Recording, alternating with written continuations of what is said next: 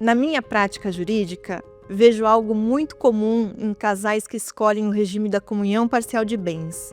Muitas vezes eles casam nesse regime, mas na prática vivem como se fosse separação de bens. Cada um enxerga o seu patrimônio como algo individual e aquilo que deveria ser compartilhado vira motivo de conflito. Isso é um erro comum e acaba gerando desgastes profundos no relacionamento, sem contar os desdobramentos em litígios quando o casal não consegue resolver as coisas de forma harmônica à medida que o tempo passa.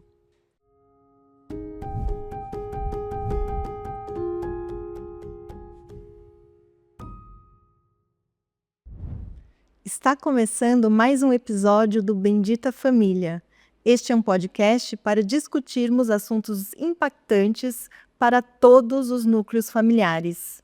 Eu sou a Lilian Gaspar, advogada e apaixonada por ajudar as famílias a encontrarem o caminho da paz e da união. O episódio de hoje é muito especial. Vocês vão ouvir uma história de Natal daquelas.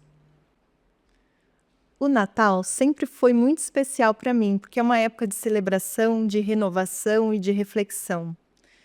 Mas o Natal de 2009 foi, sem dúvida, o mais marcante da minha vida, porque foi o Natal em que o André, que na época era o meu namorado, me pediu em casamento. A gente já namorava há 7 anos. Era um namoro sólido, que sempre teve diálogo e uma parceria construída aos poucos, porque desde o começo a gente criou o hábito de traçar metas e compartilhar sonhos, fossem eles grandes ou pequenos.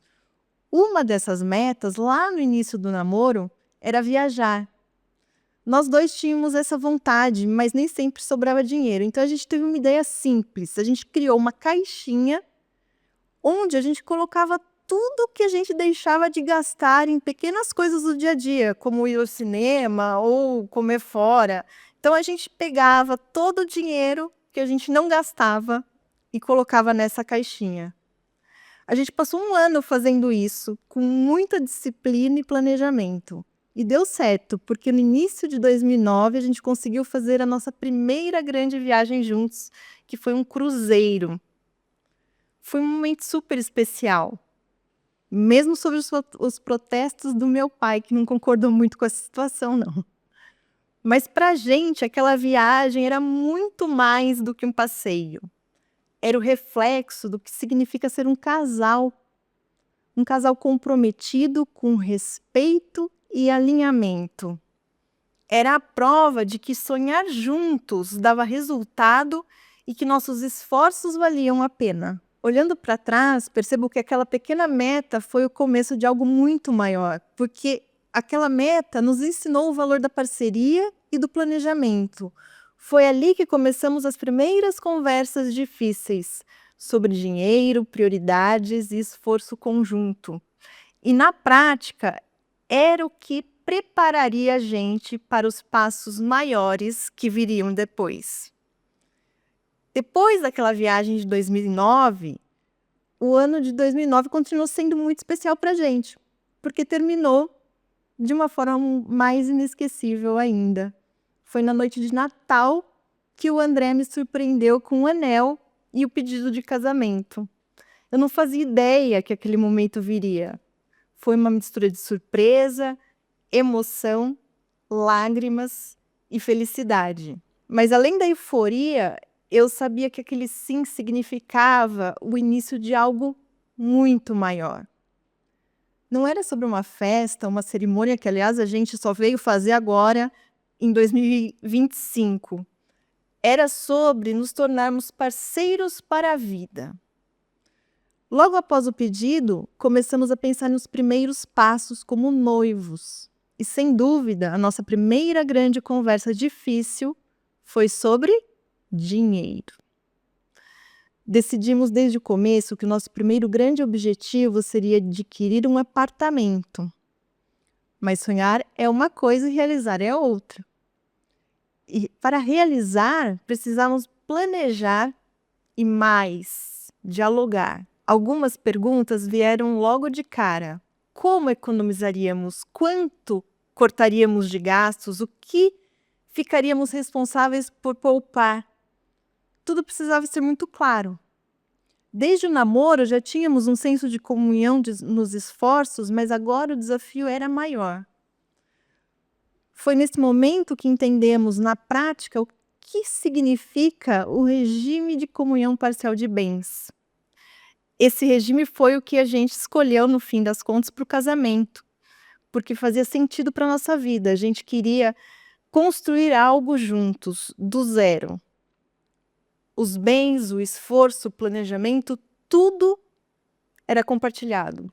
Na minha prática jurídica, vejo algo muito comum em casais que escolhem o regime da comunhão parcial de bens. Muitas vezes eles casam nesse regime, mas na prática vivem como se fosse separação de bens. Cada um enxerga o seu patrimônio como algo individual e aquilo que deveria ser compartilhado vira motivo de conflito. Isso é um erro comum e acaba gerando desgastes profundos no relacionamento, sem contar os desdobramentos em litígios quando o casal não consegue resolver as coisas de forma harmônica à medida que o tempo passa. Para mim e para o André isso nunca foi um problema, porque desde o namoro a gente tinha como princípio o diálogo e o esforço conjunto. E deu certo.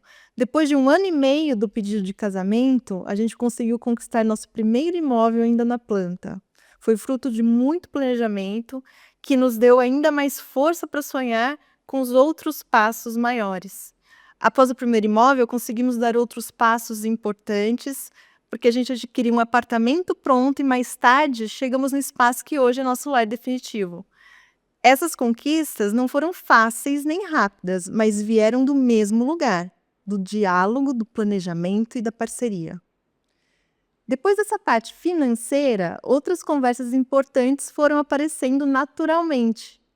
E na minha experiência, o que faz uma relação funcionar são exatamente conversas sobre tudo que afeta o dia a dia. Uma das primeiras conversas que a gente teve foi sobre as tarefas domésticas. Ele gosta muito de cozinhar e eu, por outro lado, prefiro cuidar das roupas. Então foi aí que a gente combinou a primeira coisa bem simples. Ele fica com a cozinha e eu com as roupas. Por mais trivial que isso possa parecer, criar essas pequenas combinações é essencial para a convivência, porque quando não se conversa, as pessoas começam a acumular expectativas e sabemos que as expectativas não verbalizadas trazem frustração.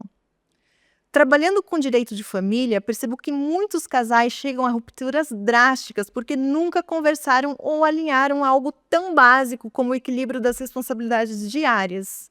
Tudo isso precisa ser ajustado com respeito, não só para quem trabalha fora, mas para o bem-estar geral da família. Outro tema que logo veio nas nossas conversas foi sobre filhos. Decidimos juntos que não era o momento certo porque eu estava naquela época terminando meu mestrado. Essa etapa profissional era algo essencial para mim, ele entendeu isso de forma generosa e respeitosa e a gente alinhou que a gente só começaria a pensar nisso depois que eu concluísse essa etapa.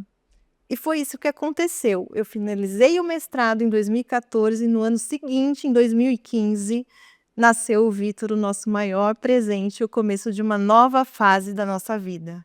Lá atrás, poder conversar sobre isso, definir os limites e traçar um plano foi um ato de amor e apoio para ambos. Hoje já sabemos, com muitos anos de caminhada juntos, que todas essas conversas sobre dinheiro, rotina, filho, se somam para criar algo maior, o planejamento do futuro.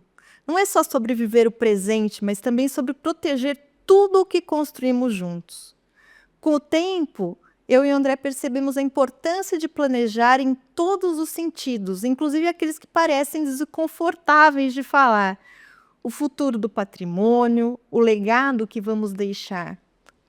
Coisas como testamentos, doações bem estruturadas e acordos patrimoniais claros podem parecer jurídicos demais, mas são verdadeiras ferramentas de cuidado, tanto com quem está ao seu lado hoje, quanto com quem virá depois. O Natal de 2009 foi muito mais do que o momento de um pedido de casamento, foi o marco de uma jornada de parceria.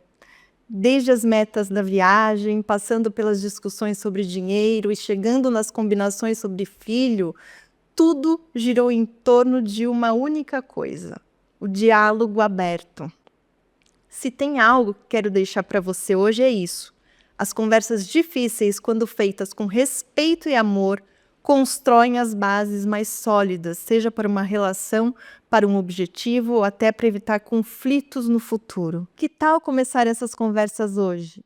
Este Natal pode ser o momento perfeito para isso. Espero que essa minha história tenha contribuído de alguma forma para a sua jornada familiar.